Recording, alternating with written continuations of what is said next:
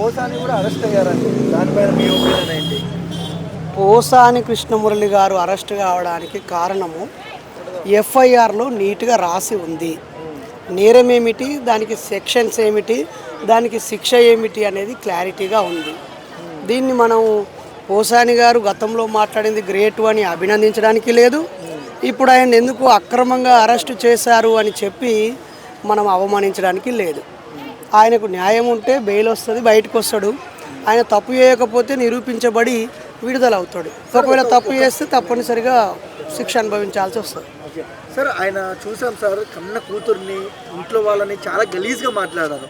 So మీరు ఒక వ్యక్తిగా చెప్పండి, అట్లా మాట్లాడడం కరెక్టేనా? ఒక పోసాని గారే కాదు, ఈవెన్ జగన్మోహన్ రెడ్డి గారు మాట్లాడినా, పవన్ కళ్యాణ్ గారు మాట్లాడినా, చిరంజీవి మాట్లాడినా, నువ్వు మాట్లాడినా, నేను మాట్లాడినా ఆడవాళ్ళ వ్యక్తిగత విషయాలని మాట్లాడడం మంచిది కాదు. వాడు ఎవడైనా వాడిని తప్పు పట్టాల్సిందే. ఓకే, సో ఓవరాల్గా కళ్యాణ్ గారి గురించి వన్ వర్డ్లో చెప్పమంటే ఏం చెప్తారు సార్? గతంలో మంచి హీరో, ఇంకో 4 ఏళ్ల తర్వాత ఆయన మంచి పొలిటీషియన్ అవుతే మళ్ళీ గెలుస్తాడు, లేకపోతే మొహానికి రంగేసుకొని యాక్టింగ్ చేయాల్సి వస్తుంది.